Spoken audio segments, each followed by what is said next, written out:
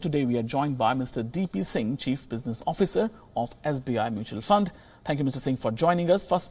My first question to you is, with the markets hitting all-time high, is it the right time to invest in mutual funds?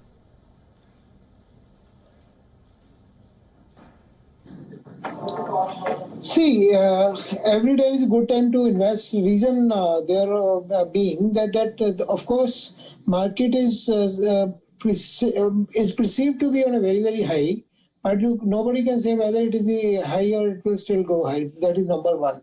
And number two, if anybody is investing in a disciplined manner and having the asset allocation model in the mind, and they are putting only the money which they want to be in equity, so then there is no problem. And if you have a long-term horizons, when I say long-term, it means 3 years plus, then there is no issue at all. Because everybody knows that India is going to be a country where they will get a lot of alpha, where there is a lot of money is already flowing in, because returns in the market are always a function of not only fundamentals but of liquidity as well as of sentiments. The sentiments are very, very positive. The liquidity is ample, and the fundamentals are going to be stronger and stronger day by day as far as Indian market is concerned.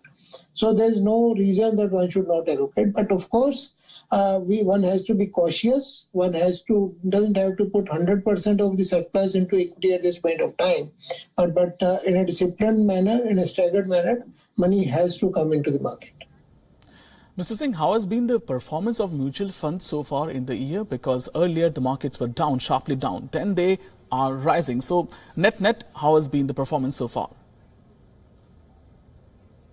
The performance has been good. Actually, last 2 months have been very, very good for the investors as well and the industry. Whatever the negatives were there, whatever underperformance was there, has been made up by the bull run which has been there in the market. And most of the mutual fund schemes who had already put in money in good companies have bounced back and bounced back in a significant manner. 2 months ago, when everything was looking very, very bad, and there were negative returns for 1 year, so on and so forth. But during the last 2 months, most of the losses have been recovered, and people are sitting on a decent alpha at this point of time. And this has also reaffirmed and confirmed the narrative that you have to be in the market if you want to make the benefit. You cannot time the market. Timing in the market is more important rather than timing the market. So that narrative has been reconfirmed. It has been confirmed several times, but eventually sentiments sometimes take sentiments become more powerful than the logic. So anybody who could handle the sentiment, handle the pressure, has made up very, very good money. So that's the lesson learned, that you should be disciplined, should remain invested unless and until you really need money for something. Only then you should get out. Otherwise, you should be in the market only. And how has the mutual fund emerged as an investment instrument with stable returns? Because many other instruments are available in the market right now. So why should one go for mutual funds only? Oh, of course, when this has been a sunshine industry during COVID period also. If you look at the growth numbers, the growth is better than the last year in the same period when there was no COVID. So that is one parameter. Second, the investment opportunities are very, very limited now. See, when you look at the interest rates, the interest rates on fixed deposits have come down to 5%, and the inflation is higher than that. And your bank interest, even at the gross level, are not covering the inflation. Forget about it, because this is taxable. Also, all the returns on the fixed coupon products are taxable. So people have no other choice but to look for an avenue where there is a probability of giving a kicker to the returns. So mutual funds come very, very handy. And today, SIPs and mutual funds are no more a bad word. And mutual fund has really become sahi hai, which has been said in the campaign, when mutual fund sahi hai. When today you will not find anybody who has surplus money or who is not, when either he is already there in the mutual funds or he's looking for an opportunity to get into the mutual funds. So it has been a very, very good thing for mutual funds per se, especially post the recent returns. I think more and more people will join the bandwagon of mutual funds now. And what are the things to be kept in mind before going for a mutual fund investment? What are some things that can be avoided, or what should be looked out for? Only two things. One, you should never put all the eggs in one basket. That is the golden rule already. And the asset allocation model has to be kept in mind. And number two, keep investing in a disciplined manner.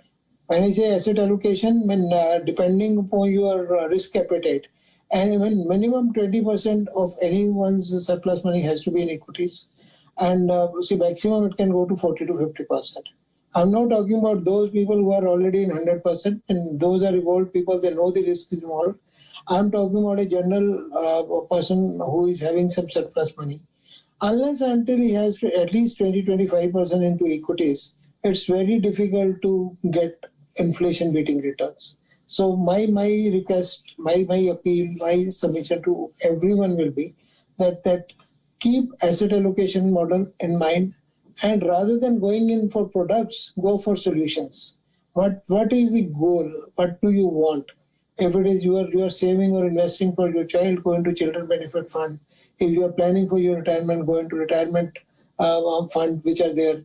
And for a general person who just want to keep his surplus for 3 to 5 years, the debt hybrid funds are the best thing to start with.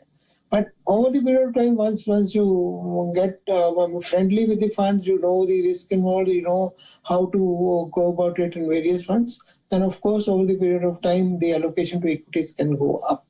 But start early, start today, and look for the solutions rather than the products. And don't look at shortcuts and short-term gains. Short-term, there could be some gains, but long-term, there will be gains only.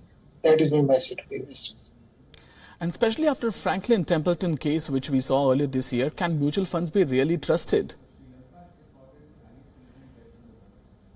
Absolutely. Franklin Templeton is one of case. The one thing is there that then when you are putting money in mutual funds, you have to look at 2-3 things: the credibility of the fund house, the track record, so on and so forth. And while saying so, I'm not at all suggesting that Franklin Templeton was a bad name and they were not doing the things correctly. It was an accident. It has happened. It's a one-off case. If you look at the overall percentage of the fund, what percentage? Overall, the market is of 20 lakh crores of the debt funds. Right? Today, even in 30 lakh crores is the AUM, out of which 20 lakh crores is in the debt category. And out of 20 lakh crores, if there has been an issue, which again is not the complete liquidation, it's 3,000, 4,000 crore rupees. If there's an issue, then it is, as a percentage term, it's not even 0.4, 0.5%, rather 0.25% of the total fund industry. If something wrong has happened in 0.25%, will you like to forego the benefits for the remaining 99.75%? So that's not even, this is Franklin Templeton, yes, it should not have been there because that has killed the sentiments in the market. But fact of the matter is, it's very, very, very minuscule as far as the overall fund size is concerned. And one last question to you would be, if someone wants to invest in global markets and assets classes, so how do the mutual funds provide them this opportunity?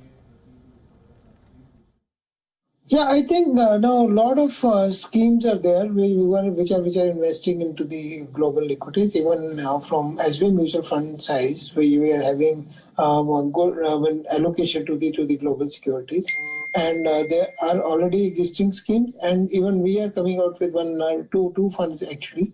One is the US equities feeder fund. As investors know that we have a joint venture with Amundi, which is the number one fund house in Europe, and they have a fund. They recently acquired Pioneer Mutual Fund there in UK. So there is a fund USA. There's a fund, US Equity Fund, which is 100 years old fund, we are coming out with a fund which will be fund of that particular, which will be investing 100% of the money invested into the US equities.